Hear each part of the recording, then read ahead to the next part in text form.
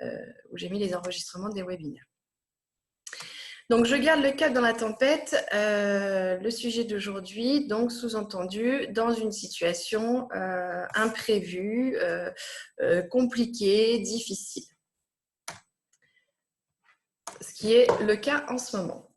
Donc aujourd'hui, on va mettre le focus donc sur la dimension gestion du stress, hein, qui est donc la 5e dimension de l'intelligence émotionnelle.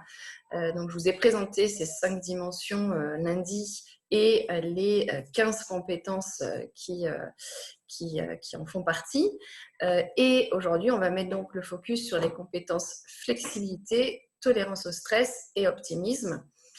Évidemment, qui prennent tout leur sens, d'autant plus dans la situation actuelle. Alors, je vais beaucoup parler de la situation actuelle sur ce webinaire-là parce que, évidemment, on a une situation qui est là. Hein, on n'a pas besoin de réfléchir, tiens, je vais réfléchir à une situation compliquée. Hein, là, on l'a.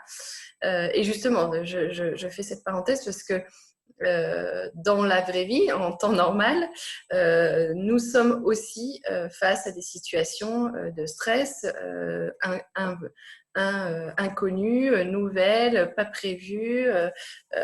Et donc, évidemment, ce qu'on va voir là, même si j'en parle dans la situation actuelle, c'est évidemment des compétences qui sont utiles au quotidien. Donc voilà, je vous ai mis cette citation de Martin Luther King qui illustre bien le propos. La véritable grandeur d'un homme ne se mesure pas à des moments où il est à son aise, mais lorsqu'il traverse une période de controverse et de défis. Donc c'est vraiment ça l'idée, c'est on va regarder comment on peut garder le cap. Je garde cette image dans ces situations compliquées. Alors, première chose, je voulais revenir sur les émotions. J'en ai parlé aussi lors du premier webinaire. Alors, très rapidement, je prévois certainement de faire un webinaire dans quelques jours ou semaines vraiment sur le sujet des émotions parce que c'est un sujet qui mérite son propre webinaire et bien tant d'autres sujets d'ailleurs que j'aimerais partager avec vous. Mais je reviens là-dessus parce qu'évidemment, lorsqu'on parle de stress, le stress est un état émotionnel. Hein. Pourquoi ? Parce qu'il y a une situation qui génère du stress et donc les émotions sont là et vont avoir un impact sur ma pensée, mon état, mes comportements, mes décisions, enfin tout ce qu'on a déjà vu. Et ce qui est intéressant d'observer dans le processus de stress, c'est qu'il y a des niveaux, hein, je vous en ai parlé lundi, des niveaux différents, des intensités différentes d'émotions.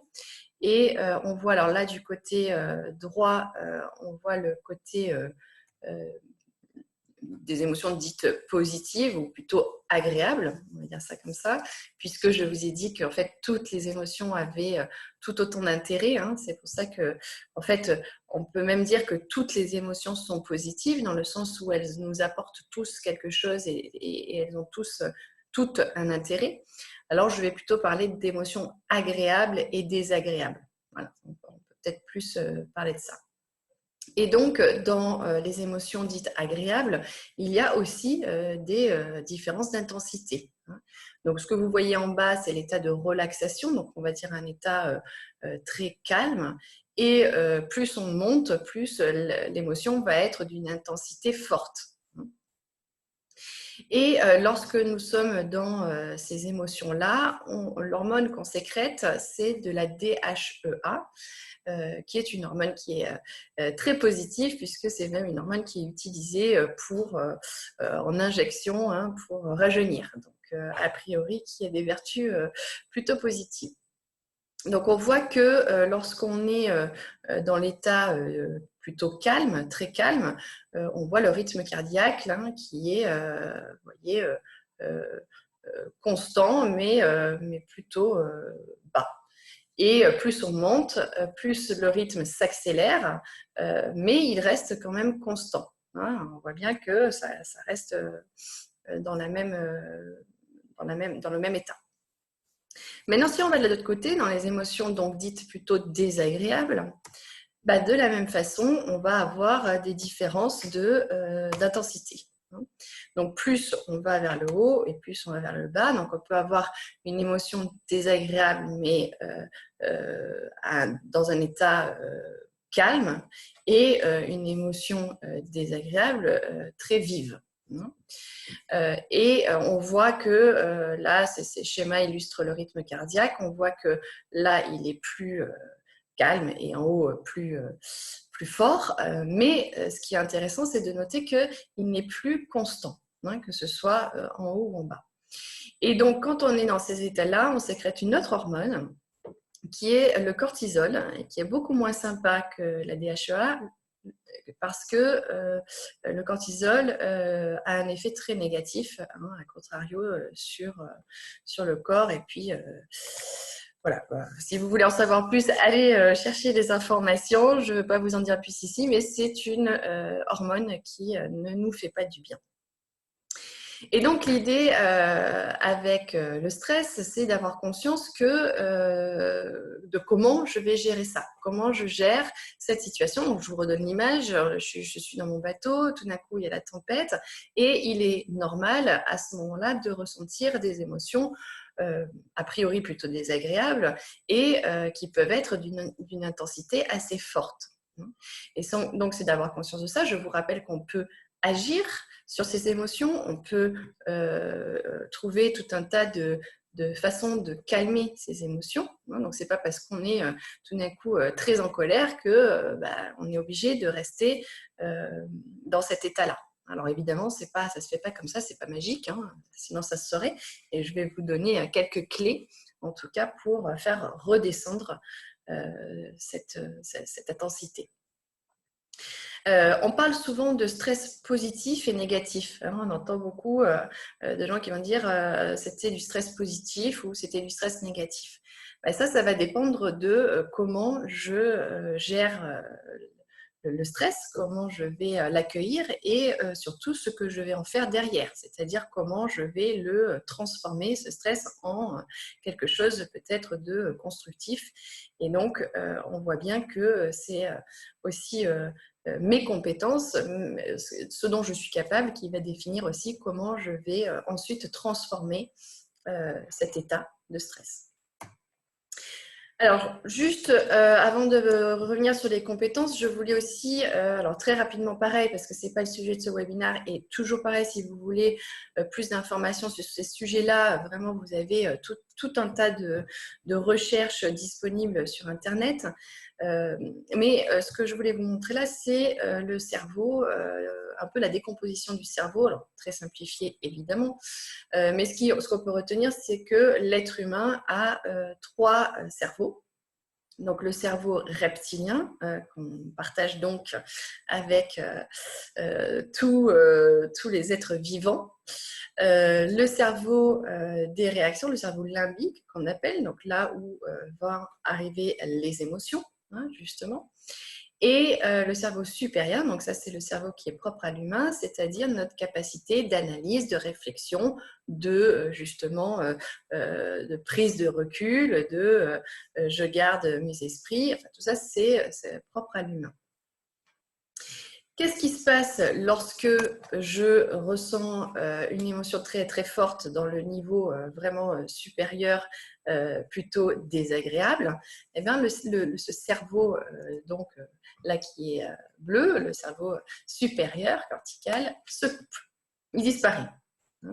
Donc ça, c'est quand même intéressant de le savoir, parce que ça veut dire quoi? Ça veut dire que si je laisse l'émotion qui est très très forte prendre le pouvoir, il bloque l'accès à toute ma réflexion, toute ma capacité d'analyse, toute ma capacité de prise de recul, et donc je peux rester complètement enfermée dans cette réaction, pour le coup, animale. Voilà. Et on a vu dans l'histoire différentes réactions par rapport au stress. Donc, je vous ai mis là à l'écran 2 images, je vais vous en parler. Mais avant, je voulais vous rappeler, peut-être pour ceux qui le savent, quelles sont les 3 réactions automatiques par rapport à une émotion forte, désagréable. Donc, a priori, plutôt la peur, hein, parce que rappelez-vous, on est parti du principe qu'il y avait 6 émotions primaires qu'on peut réduire à 4 et qu'on peut même réduire à 2. J'en avais parlé ça lundi, en disant d'un côté, il y a la peur et de l'autre côté, il y a la joie. Et que donc, toutes les émotions désagréables découleraient d'une peur. Donc, c'est intéressant hein, de réfléchir de cette manière-là. Et ça veut dire quoi? Ça veut dire qu'en fait, à chaque fois que je suis en stress, dans un état de stress, que je ressens beaucoup de stress, c'est intéressant de se poser la question quelle est la peur évidemment qu'il y a derrière. D'où la situation actuelle qui me semble intéressante parce qu'évidemment, on peut imaginer toutes les peurs qu'on peut ressentir par rapport à la situation. Et donc, les 3 réactions face à cette peur, cette forte peur, c'est la paralysie, la fuite et le combat. Donc ça, c'est les 3 réactions automatiques que lorsque ce cerveau bleu supérieur se coupe, automatiquement, on va mettre en place ces réactions-là. Et si vous réfléchissez, c'est sûr que dans votre vie, vous avez eu à un moment ces réactions-là. C'est tout à fait normal. Hein, on est tous des êtres humains. Et l'idée, c'est de voir est-ce qu'on est vraiment en danger et est-ce que finalement ces 3 réactions-là sont les plus efficaces et certainement que non. Et ça peut valoir le coup, en effet, de dépasser ces réactions-là pour avoir une réaction plus adaptée, plus constructive, plus efficace pour soi déjà, hein, et puis peut-être pour les autres, et puis peut-être pour le reste du monde. Et c'est pour ça que je vous ai mis ces 2 images. Donc l'image de l'avion, c'est le pilote Sully. Alors pour ceux qui ne l'ont pas vu, il y a un film qui s'appelle donc Sully, S-U-2-L-Y, qui est le film avec Tom Hanks sur ce pilote, que je vous conseille, c'est un très bon film. Et c'est une histoire vraie, donc. Et en fait, l'histoire de ce pilote, c'est il a décollé, il a percuté des oiseaux, et donc au décollage hein, à New York, et donc il comprend qu'il va pas pouvoir continuer évidemment, mais qu'il va devoir même vite trouver une solution parce que sinon il va s'écraser.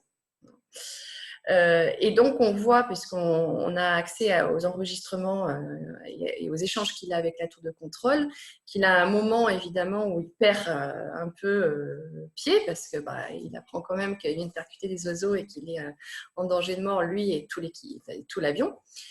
Et très très vite, en fait, très rapidement, puisque ça dure exactement 12 secondes, il reprend ses esprits et cherche une solution pour se sauver et puis pour sauver surtout et aussi tout le monde. Et il y arrive, en l'occurrence, puisqu'il atterrit dans l'Hudson.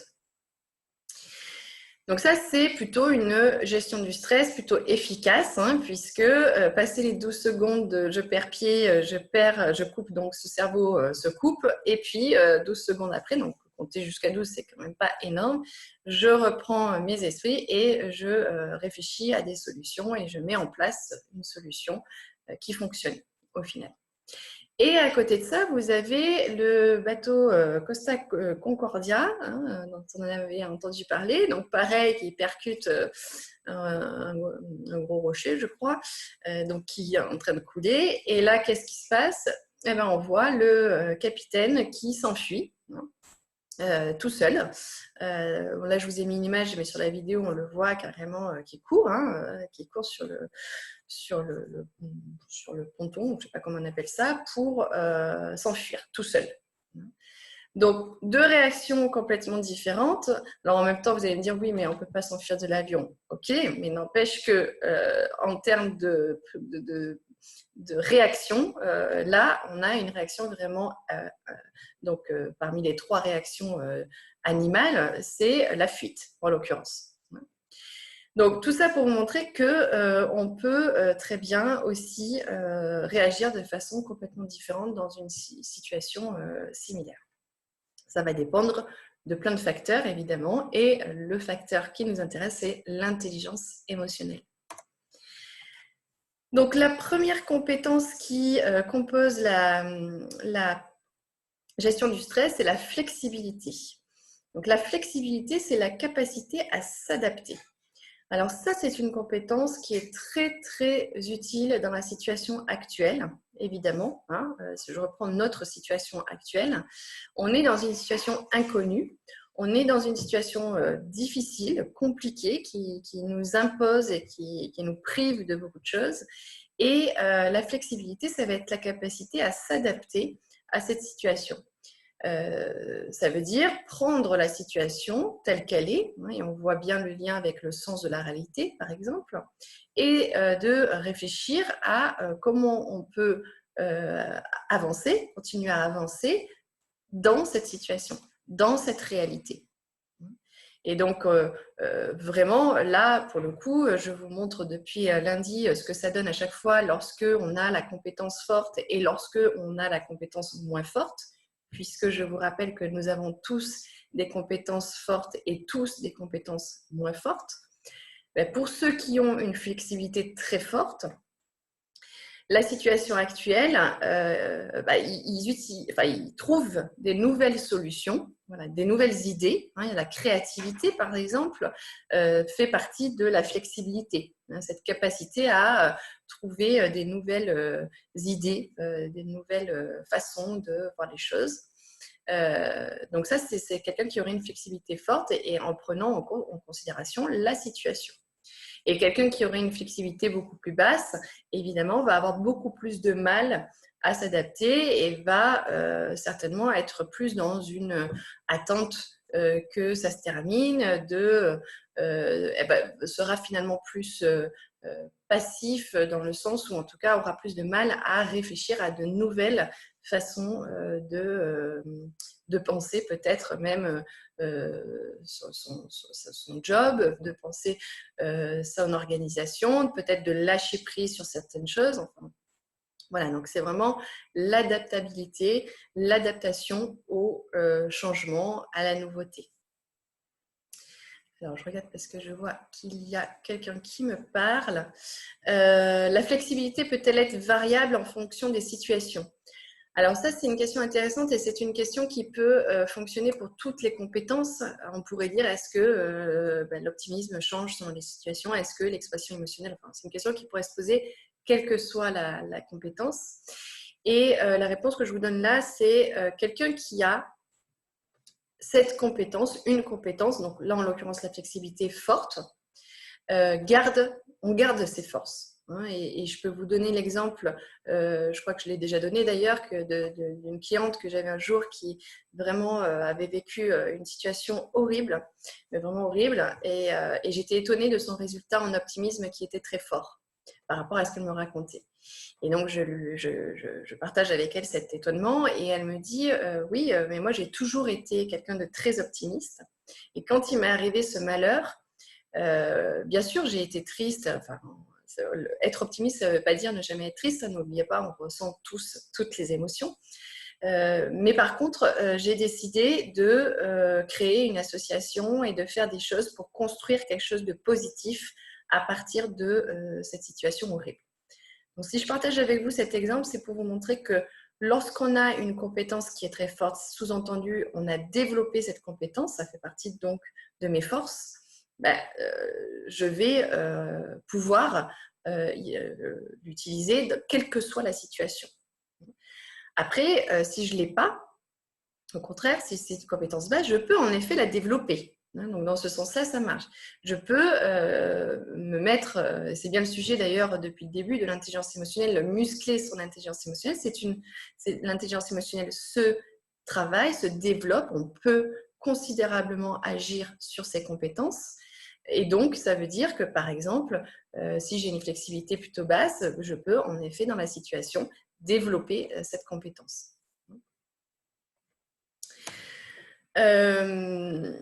Donc, la tolérance au stress maintenant. La tolérance au stress, c'est une des compétences, évidemment, de la gestion du stress.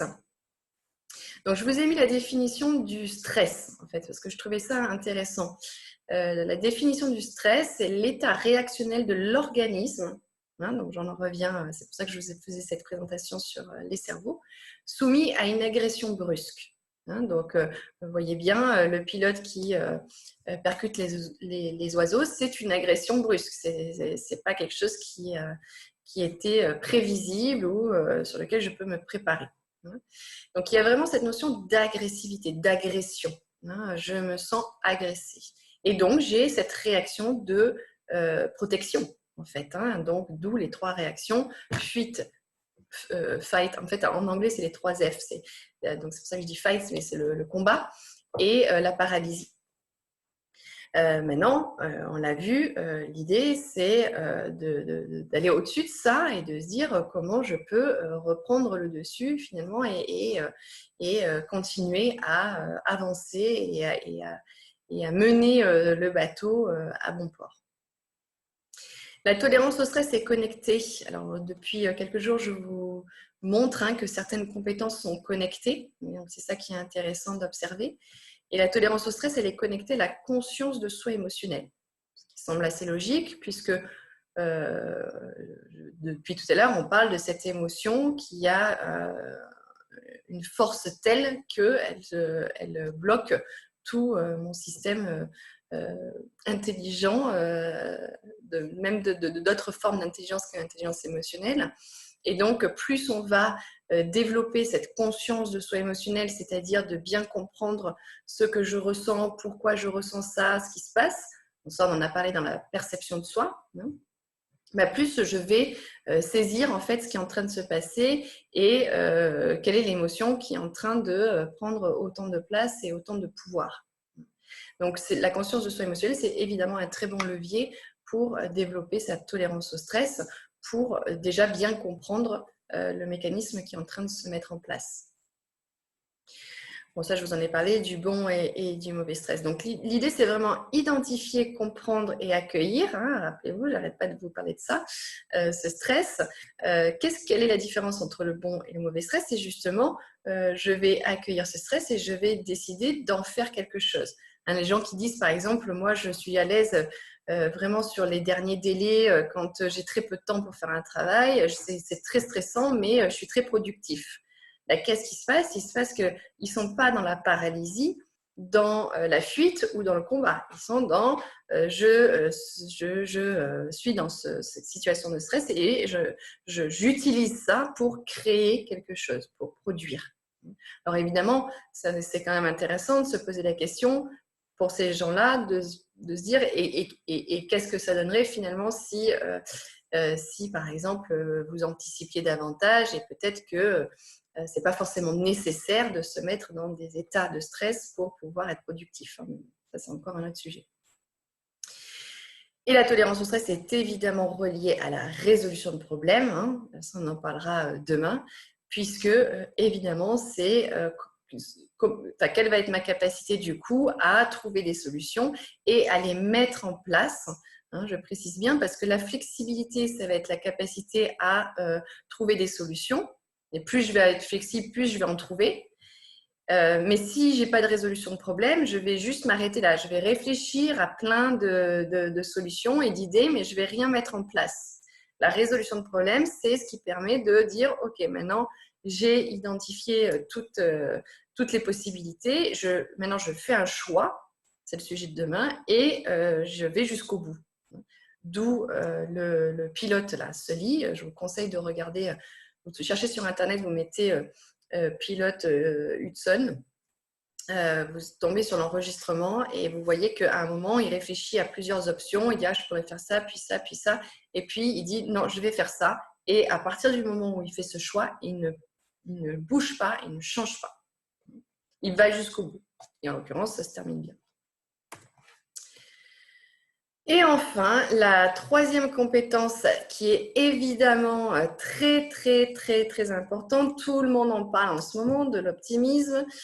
Pourquoi? Parce qu'on est dans une situation qui est évidemment compliquée, où il y a beaucoup de stress, où il y a beaucoup de peur. Et donc, on entend partout, il faut rester optimiste, il faut rester optimiste. Alors, évidemment, oui, c'est sûr, mais ce n'est pas toujours facile, hein, n'est-ce pas?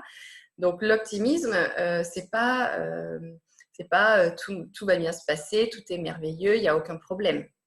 C'est même dans la difficulté, même dans la situation actuelle qui est telle qu'elle est, qu'est-ce que je peux, moi, créer de positif ou qu'est-ce que je peux trouver de positif pour moi, pour les autres, pour mon entreprise, pour ma famille, enfin, tout ça. C'est vraiment de mettre de l'énergie sur non pas se voiler la face et ne pas voir les choses telles qu'elles sont, mais en effet, s'obliger, et parfois ça demande un peu d'énergie, plus la situation est compliquée, pour mettre du positif là-dedans. Un exemple qui illustre bien ça, c'est le film La vie est belle, où dans une situation, ça se passe pour ceux qui n'ont pas vu, dans les camps de concentration, où un papa se retrouve avec son enfant et il ne veut pas que son enfant sache ce qui se passe, et donc il fait croire qu'ils sont dans un jeu et que tout est un jeu. Et en fait, lui, il le sait, il sait ce qui est vrai, il n'est pas en train de se mentir, mais il décide de mettre du positif dans cette situation horrible. Donc, je trouve que c'est un bon moyen d'illustrer ça. Alors, c'est évidemment pas toujours simple, mais c'est un exercice en tout cas très intéressant en ce moment. Et c'est en effet une des compétences clés avec la flexibilité dans la situation actuelle. Dès que ça va un peu moins bien, je vous propose vraiment de trouver par exemple, ce qui a été positif dans la journée, ou même de poser la question aux autres, aux enfants par exemple, hein, ceux qui ont beaucoup de mal avec la situation, de leur poser la question, qu'est-ce qui a été agréable aujourd'hui, par exemple. C'est de s'entraîner à avoir du positif même dans la difficulté. Et l'optimisme est évidemment relié au sens de la réalité, encore une fois. Hein, le sens de la réalité est souvent dans l'histoire, puisque plus je vais voir les choses de façon objective. Alors certains vous diront, et certains d'entre vous se disent, plus on est objectif, moins on peut être optimiste. Hein, ça, c'est quelque chose que j'entends énormément. Surtout dans la situation actuelle, il suffit de regarder les informations. Alors, il y a quelques informations optimistes, justement, mais en tout cas, il y a quelques jours ou semaines, ce n'était pas le cas. Et on peut dire, de façon très objective, il n'y a absolument rien de positif. Ça, quelqu'un qui va dire des choses comme ça va d'ailleurs dire qu'il est très réaliste. Je suis sûre qu'il y a plein de gens là qui se reconnaissent. C'est en fait ce qu'il faut prendre, il faut prendre conscience que c'est une façon de voir la réalité. C'est en effet objectif, mais c'est objectif plutôt dans l'aspect négatif.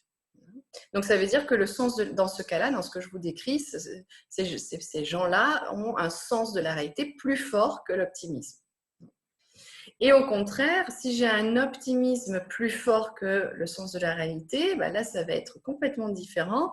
Ça va être les personnes qui vont plutôt avoir tendance à dire « mais t'inquiète pas, tout va bien se passer, je suis sûre que c'est pas si grave que ça ». Et donc là, on peut peut-être penser que l'optimisme est plus fort, prend le dessus, et finalement, la personne ne paraît pas très réaliste. Et donc, l'idée, et c'est la même idée pour toutes les compétences et toutes les connexions que je vous ai présentées depuis plusieurs jours maintenant, c'est toujours de trouver un équilibre. Donc, ce n'est pas de dire tout va bien se passer, tout est merveilleux, ce n'est pas de dire non plus non, mais là, de façon très objective, c'est vraiment la catastrophe. L'idée, c'est d'avoir un mix des deux et de regarder les choses de façon objective, mais encore une fois, en trouvant une façon de mettre du positif dans la situation telle qu'elle est. C'est vraiment ça l'idée. Donc, on utilise souvent l'idée du verre à moitié plein, du verre à moitié vide. Donc, l'optimisme, plus fort que le sens de la réalité, il va en effet voir plutôt le verre à moitié plein. Celui qui a un sens de la réalité plus fort que l'optimisme, il va plutôt voir le verre à moitié vide. Et celui qui a les deux compétences équilibrées, il va voir le verre tel qu'il est, Donc, peut-être qu'il est un peu pas très rempli ou plutôt rempli, 3/4. Voilà, il va être assez précis. Et par contre, il va se dire, tiens, qu'est-ce que je peux faire pour remplir le verre? Je vous donne cette image pour voir que c'est qu'est-ce que moi je fais pour mettre du positif dans la situation telle qu'elle est. Mais peut-être que le verre, il est quasiment vide.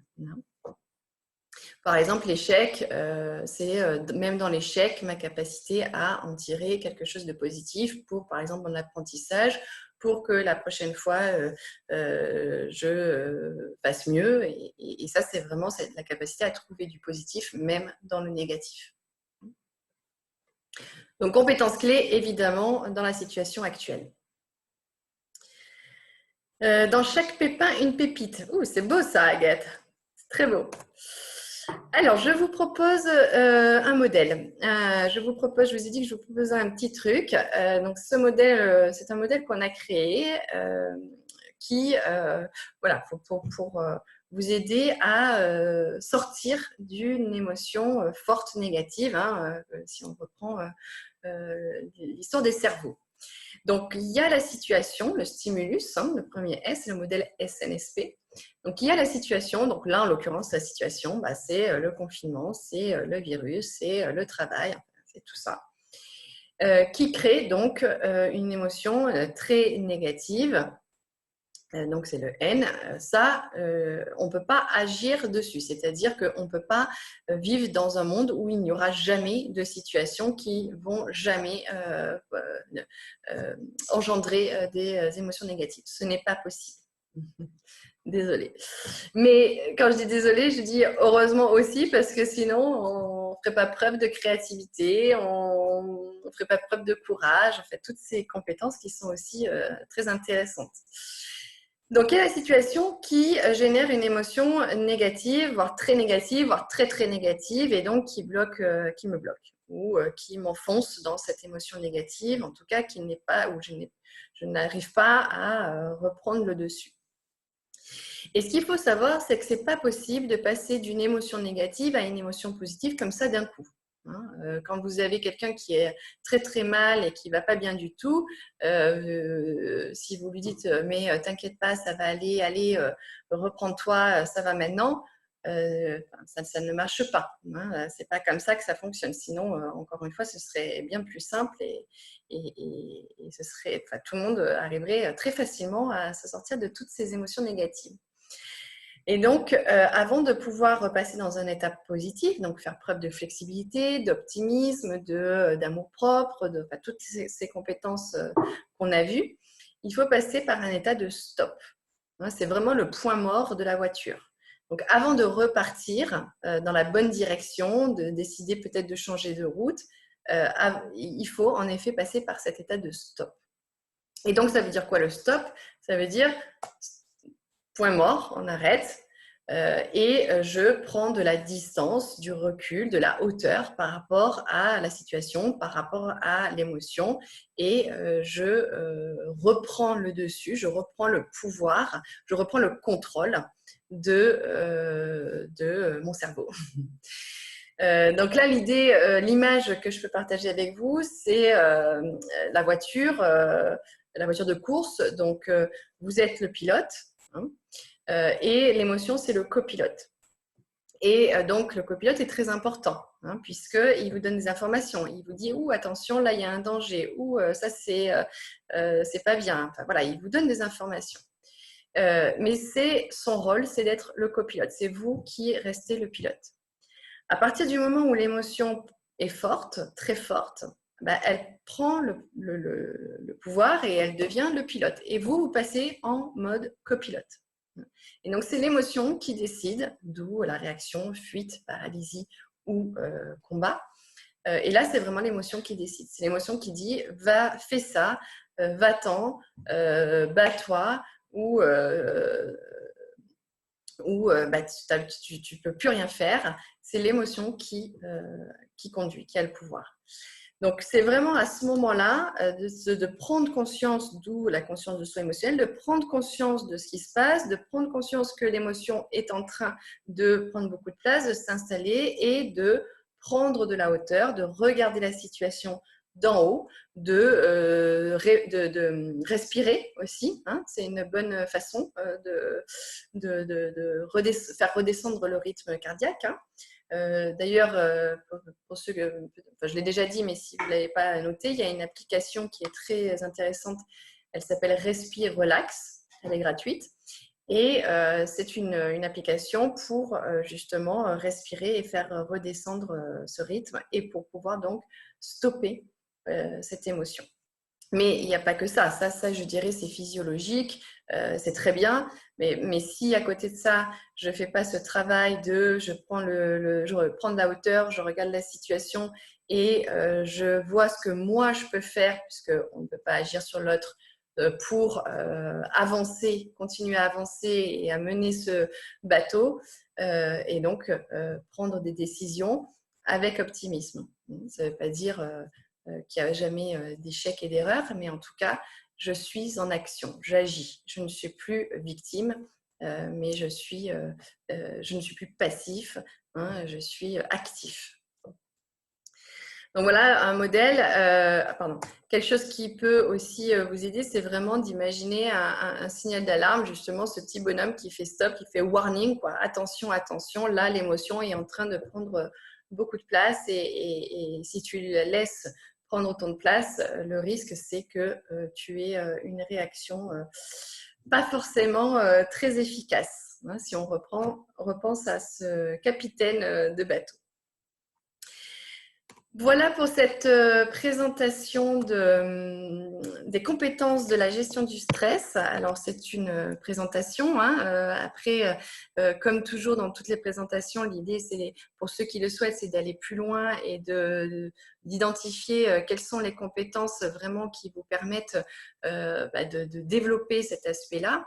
Et puis ensuite, en effet, de mettre des choses en place pour développer ces compétences. À vous de poser vos questions, d'échanger, de partager. Donc, c'est le moment d'échange. Donc, Alicia qui dit « Le S permet de retrouver la partie du cerveau qui est analytique. » Oui, c'est la partie du cerveau bleu dont je parlais tout à l'heure. Et redevenir créatif, flexibilité, pour trouver des solutions à la problématique, résolution de problèmes. Donc, en fait, je traduis ce que vous avez dit, Alicia, qui est très juste, en compétence de l'intelligence émotionnelle. Hein. Donc, c'est le stop. Donc, le stop, c'est l'indépendance aussi, c'est la capacité à prendre du recul, de la distance, pour en effet faire preuve de flexibilité, de résolution de problèmes et tout ça avec un peu d'optimisme tant qu'à faire, parce que si je pense que j'y arriverai pas ou que c'est foutu, on voit bien que ça limite peut-être un peu les actions. Hein. Ensuite, où places-tu la résilience? Alors ça, c'est intéressant. Donc la résilience, à votre avis, quelles sont les compétences? Là, je vais vous renvoyer la question. Quelles sont les compétences de l'intelligence émotionnelle maintenant que vous savez? Alors je vais peut-être vous remettre la roue. Comme ça, vous aurez toutes les compétences sous les yeux. Quelles sont les compétences de l'intelligence émotionnelle qui font que on est résilient ou pas? Je vous laisse répondre. En attendant, je réponds à une autre question. Pouvez-vous donner des exemples de situations qui montrent le lien entre la tolérance au stress et la conscience de soi émotionnelle? Mais en fait, toutes les situations, ces compétences sont toujours en lien. Ce qui va faire la différence, c'est que si j'ai une conscience de soi émotionnelle basse, je vais avoir beaucoup plus de difficultés à identifier et à comprendre ce que je ressens et ce qui se passe à l'intérieur de moi, en fait.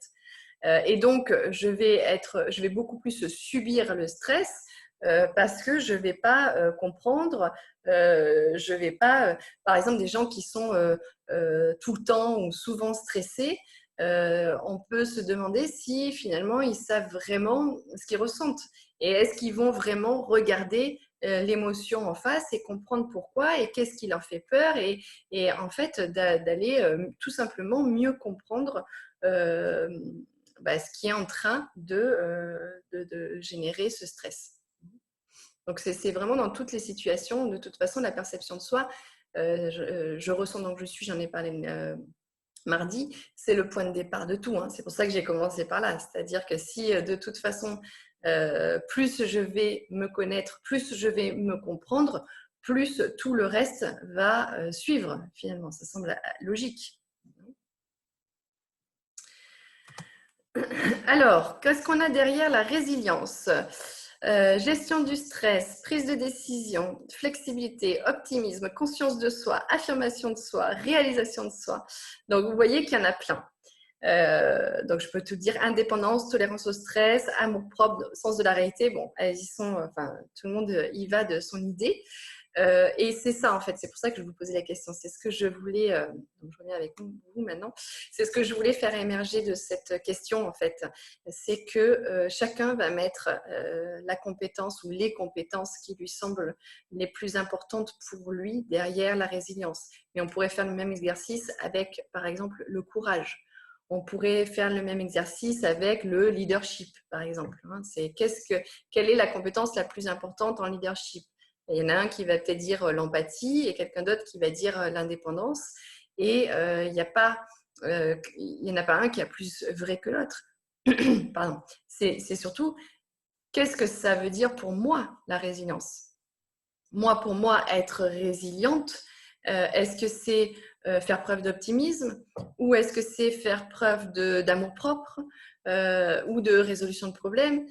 Donc, on voit bien que si, par exemple, vous voulez développer votre résilience, si c'est un objectif que vous avez, du coup, c'est intéressant pour vous d'identifier quelles est ou quelles sont les compétences que vous gagneriez à développer pour développer votre résilience. Et donc ça, c'est vraiment, c'est pour ça que merci pour cette question, parce que c'est tout le sujet et c'est toute l'utilité de l'intelligence émotionnelle et en l'occurrence de mon travail qui est d'accompagner le développement de l'intelligence émotionnelle, c'est que en fait, quel que soit l'objectif du client, de la personne, on va en effet identifier ensemble avec le client quelles sont les compétences que cette personne-là gagne à développer pour atteindre son objectif. Et selon les personnes, ça peut être des compétences différentes. C'est bien pour ça que c'est vraiment un accompagnement individuel. C'est bien pour ça qu'il y a ce diagnostic individuel pour bien identifier quelles sont ses forces et quelles sont ses compétences moins fortes. Si j'identifie mes émotions, je rebascule dans mon cerveau analytique et je retrouve mon mode de fonctionnement nominal. Si j'identifie mes émotions, je rebascule dans mon cerveau analytique. Alors, ce que je comprends là, Alicia, c'est que lorsque vous faites ce travail d'analyse de vos émotions, c'est pour vous plutôt du côté analytique. Oui, alors on peut le voir comme ça, en effet, dans le sens où mieux comprendre. Pardon, dans le cas de la résilience, d'accord. Ok. Mais en effet, l'analyse de ces émotions permet aussi de prendre du recul par rapport à ce que je vous donnais comme exemple avec la voiture, prendre de la hauteur par rapport à l'émotion qui était en train de prendre le pouvoir et de gérer mon comportement. Donc, en effet, on va sortir de cet état animal, instinctif, face à l'émotion. Et c'est bien ça le sujet, c'est bien ce que je vous propose, justement. Alors, des fois, attention, là, le sujet, c'est je garde le cap dans la tempête. Donc, c'est vraiment dans les situations difficiles, compliquées. Des fois, c'est très bien aussi de se laisser aller dans l'émotion. C'est vraiment justement d'avoir conscience que de temps en temps, plus évidemment l'émotion va être forte, plus elle va me toucher parce qu'elle va heurter mes valeurs, plus elle va m'affecter, plus ça va être compliqué. Et ça, c'est le fonctionnement humain. Donc, c'est très logique. Donc, des fois, j'ai des personnes qui me disent « je ne comprends pas, là, j'y arrive très bien, mais dans cette situation, j'y arrive pas du tout. » Quand on creuse le pourquoi là, j'y arrive pas du tout, c'est parce que là, ça touche quelque chose, évidemment, de beaucoup plus profond. Et donc, c'est comment on peut prendre de la hauteur. Encore une fois, ça ne veut pas dire la mettre de côté, ça veut dire avoir une résolution de problème efficace par rapport à cette émotion et cette situation. Alors, je continue. Est-ce que le fait de créer du stress dit positif peut être une manière de manager? Alors, la question, est-ce que le fait de créer du stress positif peut être une manière de manager? Oui, parce que ça peut l'être. Maintenant, est-ce que c'est la meilleure manière de manager? Ça, c'est ça. Il faut voir qu'est-ce qu'il y a derrière le stress positif. Il faut voir aussi peut-être l'impact que ça a sur les autres, parce que c'est peut-être positif pour moi, parce que moi, je le gère bien, parce que j'ai une très bonne tolérance au stress. Mais qu'en est-il des autres? Si j'ai dans mon équipe des gens qui ont une tolérance au stress très basse, ça va peut-être être très compliqué pour eux, non seulement cette situation difficile et compliquée, mais en plus de voir le manager qui, lui, s'éclate et voit ça comme quelque chose de super sympa. Et là, on en revient sur l'empathie. Donc, quand on est manager, c'est quand même intéressant de savoir comment les membres de son équipe se sentent et peut-être que de prendre en considération le fait qu'ils sont différents et qu'ils ne vivent pas la situation du tout de la même manière, ce qui est quand même souvent le cas. Du coup, ça peut, encore une fois, l'idée, c'est quoi? C'est d'être plus efficace ensemble, de collaborer, de trouver des solutions ensemble et de prendre en considération peut-être que l'autre ne le vit pas du tout de façon positive. On parle beaucoup de résilience face à un choc, un stress, comme ce que l'on connaît pour l'instant. Comment mobiliser celle-ci? La résilience? Comment mobiliser la résilience? C'est ce que j'ai dit juste avant. C'est déjà, alors, ce que je vous propose, c'est, donc, tout le monde a en tête ce que ça veut dire la résilience. Maintenant, ce que je vous propose, vous pouvez même aller voir la définition de la résilience. Okay, il y a la définition de la résilience. Très bien. Maintenant, ce que je vous propose, c'est de vous poser la question, qu'est-ce que ça veut dire pour moi la résilience? Qu'est-ce que c'est pour moi être résilient? Qu'est-ce qui fait que moi, je suis résiliente ou que je ne le suis pas? Et donc, à partir de là, vous allez avoir votre propre définition de la résilience qui va correspondre à qui vous êtes.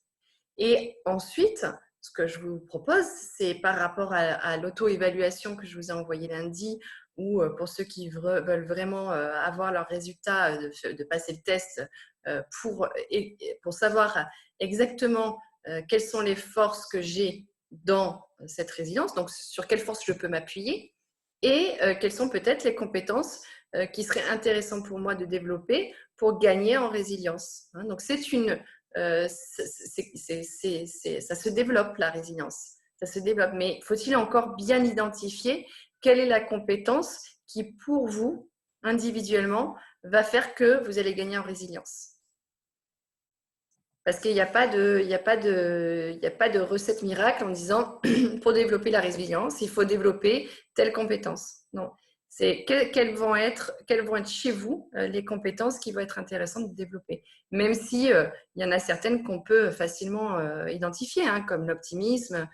Si j'ai zéro optimisme, ça semble compliqué d'être résilient. Et encore que ça peut se débattre. On peut être résilient dans la souffrance. Donc, vous voyez, il n'y a pas de. C'est vraiment à chacun de bien identifier ce que c'est pour vous la résilience. Lorsque la situation stressante est dans une conversation, comment arriver à faire le stop et repartir dans quelque chose de positif? C'est déjà d'avoir son petit bonhomme dans sa tête qui fait attention, warning, warning, là c'est en train de partir complètement en live ou c'est pas du tout constructif. Et c'est de stopper, peut-être de dire écoute, là ça me convient pas, enfin je me sens pas à l'aise avec ce qui est en train de se passer, je préfère qu'on s'arrête là et qu'on reprenne cette conversation plus tard lorsque voilà, je serais plus capable d'avoir cette conversation, mais c'est aussi ça. Parfois c'est nécessaire de faire ça, de se rendre compte qu'on n'est pas dans la capacité à réagir de façon constructive. Comment dire stop? Stop. Ça dépend des situations, mais on peut. Je rigole à moitié en disant stop. C'est de dire bon là, on arrête. J'y arrive pas ou c'est pas le bon moment ou. C'est sûr que c'est pas toujours facile et puis l'autre n'est pas toujours aussi prêt à l'entendre dans le cas de conflit pour reprendre la situation d'avant. Mais qu'est-ce qui vaut mieux? Est-ce qu'il vaut mieux dire stop, arrêter et reprendre plus tard ou continuer et c'est à vous, au moment où vous prenez cette hauteur. Imaginez que vous prenez l'hélicoptère et que vous regardez la situation d'en haut. Dans ce genre de situation, vous êtes avec quelqu'un, vous êtes en conflit, et donc vous trouvez ce moment pour regarder la situation d'en haut. Donc vous n'êtes plus vous n'êtes pas non plus l'autre, mais vous êtes observateur. Qu'est-ce que vous observez? Et parfois, on peut se rendre compte en faisant ça que c'est peut-être pas uniquement de la faute de l'autre, par exemple. On peut se rendre compte aussi que chacun a un point de vue différent et puis en effet, peut-être stopper là et de repartir sur un autre mode ou de communiquer autrement ou de faire preuve d'empathie, pour reprendre ce qu'on a dit hier, ça peut aussi permettre de débloquer la situation. Alors, je continue. Pouvez-vous renvoyer le lien du test, s'il vous plaît? Alors, le test, alors, ce que je vous ai envoyé lundi, c'est l'auto-évaluation. Donc ça, c'est vraiment, je vous propose à chacun de vous noter en fait entre 1 et 5 sur chacune des compétences. Ça vous permet, en fait, en faisant ça, ça vous permet de repérer quelles sont vos compétences les plus fortes et quelles sont celles qui sont au milieu et quelles sont celles qui sont moins fortes. Et puis après, il existe le test officiel EQI, qui est le test de quotient émotionnel, qui est un test que moi j'utilise dans mon travail. Et la roue que je vous présente, en fait, est issue de ce test-là. Et ça, c'est vraiment, voilà, c'est pas du tout la même chose. C'est un questionnaire en ligne, et ensuite il y a vraiment des résultats. Donc ça, c'est encore autre chose. Mais si ça vous intéresse, vous me le dites par mail et puis et puis on voit comment on fait. Mais les compétences à développer ne sont-elles pas différentes en fonction de la situation? Si, bien sûr, bien sûr. C'est pour ça que d'ailleurs en coaching, la différence entre le coaching et la psychanalyse, par exemple, c'est quoi? C'est que le coaching, on va justement traiter le contexte, la situation, alors qui est plus ou moins longue et ça fait… Des fois, il y a des personnes qui sont dans la même situation émotionnelle, dans le même état émotionnel depuis des mois, des années. Donc, c'est des gens qui sont restés, il y a eu la situation et qui a généré de l'émotion négative. Et en fait, ils sont restés là. Et donc, ça veut dire que tout ce qui s'est passé ensuite est passé par ce filtre-là. Et évidemment, ça n'a fait que accentuer cette émotion négative. On appelle ça, nous, ils s'enfoncent dans le trou noir. Et jusqu'à certains, malheureusement, y arrivent. Et c'est des personnes qui ne font pas le stop. Et donc,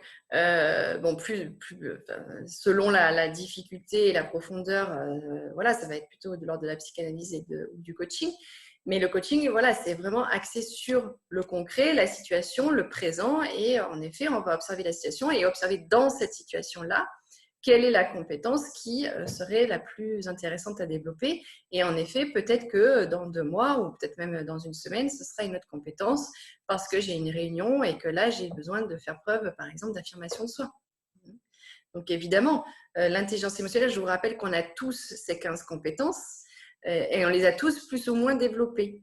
Et donc, l'idée, c'est à chaque fois de vous dire, tiens, dans cette situation, donc là, dans la situation actuelle qu'on vit, ça me semble vraiment intéressant pour vous, chacun d'entre vous, vous êtes là, vous êtes 80, d'identifier quelle est la compétence qui va, moi, me permettre de mieux vivre la situation, peut-être même d'en faire sortir quelque chose de positif, peut-être de trouver des nouvelles idées. Enfin, vous voyez bien, là, tout ce que les compétences peuvent apporter. Mais in fine, le développement de l'intelligence émotionnelle ou des compétences, ça permet de se sentir mieux, que les autres se sentent mieux, de prendre des bonnes décisions, les meilleures décisions, de mieux gérer le stress. Enfin, c'est tout ça l'intelligence émotionnelle. Mais c'est identifier en effet quelles sont vos forces. Donc, quelles sont les forces sur lesquelles vous pouvez vous appuyer. Je le précise parce que c'est quand même ça qui est important. C'est quelles sont les forces que j'ai, que je peux utiliser et quelles sont les compétences que j'ai moins et que je pourrais développer, en effet. Comment faire le stop quand on est pourtant conscient de s'enfoncer dans le trou noir? Plus on est dans le trou, plus c'est difficile, mais c'est déjà, encore une fois, de prendre de la hauteur, de regarder la situation et de... Alors, je vais dire quelque chose qui peut paraître un peu violent ou brutal, mais c'est de se responsabiliser. C'est-à-dire que la seule personne qui peut vous faire sortir du trou noir, c'est vous. D'où la psychanalyse, tous ces métiers d'accompagnement, c'est toujours pour accompagner la personne à sortir, mais ce n'est pas nous qui vous tirons. Et donc, ça veut dire quoi? Ça veut dire d'en effet accepter qu'il faut changer des choses chez soi, en fait, pour pouvoir sortir. Et puis, la question qu'on peut se poser aussi, lorsque on reste trop dans le N, là aussi, c'est une question qui peut paraître un peu brutale, mais j'espère que vous allez la saisir. C'est quel est l'avantage pour moi, en fait, de rester dans le trou noir? Parce que peut-être que si j'y reste, c'est que j'ai un avantage, même si c'est inconscient. Quand je dis un avantage, ce n'est pas forcément dans le sens j'y gagne vraiment, hein, mais parce que si j'en sors, ça veut dire aussi que je n'y suis plus. Et si je n'y suis plus, ça veut dire qu'il y a des choses qui changent. Et peut-être que je ne suis pas prête à vivre ce changement. Donc, toutes ces questions, c'est des questions qui sont intéressantes à se poser. J'aimerais recevoir les liens des autres webinaires. Alors oui, dans le mail que je vous envoie ce soir, il y a un lien qui vous amène sur le site où il y a tous les enregistrements, même sur les webinaires précédents. Donc, vous aurez accès à tous les enregistrements. Elodie qui dit « Je donne un cours de yoga du rire ». Super, merci. C'est génial de faire ça. La colère peut-elle engendrer du positif ou est-on dans le négatif lorsque l'on est si en colère? Ça dépend de l'intensité. La colère, c'est une émotion qui existe et qui est là et qui est là pour de bonnes raisons. Hein. N'oubliez pas le copilote. On a tout à fait le droit d'être en colère. Maintenant, ce qui va être intéressant, c'est quelle place va prendre cette colère, quel est le pouvoir que cette colère a sur mon comportement et peut-être sur mon expression, et quel est l'impact de la colère sur l'autre. Enfin, c'est toutes ces questions-là. Donc, ce n'est pas l'émotion le problème. C'est jamais l'émotion le problème. C'est si problème il y a, c'est la réaction que j'ai face à l'émotion. C'est ce que l'émotion prend ou pas comme place et comme pouvoir. Donc ne mettez pas la faute sur la colère, mais j'en reviens sur la responsabilisation, c'est-à-dire quelle est votre part de responsabilité dans la réaction qui découle de cette colère. Voilà, écoutez, je pense que je réponds juste à une question. Y a-t-il une différence entre flexibilité et agilité? Ça se rapproche assez. Hein, pour le coup, c'est dans le même ordre. Adaptabilité, agilité, oui, de créativité. C'est vraiment dans cet ordre-là de flexibilité. Donc, je vous remercie à tous pour votre présence et pour vos questions qui sont vraiment très riches. C'est vraiment un plaisir de partager ça avec vous. Je vous envoie ce mail, je vous remets l'auto-évaluation dans le mail avec le lien pour les enregistrements et je vous dis à demain pour le dernier webinaire de la série qui est vraiment sur la prise de décision, donc qui va vraiment clôturer cette présentation puisque ce que je vous fais là, c'est vraiment une introduction sur ces sujets. J'espère que ça vous apporte quelque chose déjà en termes de réflexion et de développement. Et demain, on terminera avec la prise de décision. Et le petit teasing que je peux vous faire, c'est ne pas prendre de décision est une décision. Voilà, je vous laisse là-dessus. Et je vous dis à demain. Bonne soirée. Au revoir.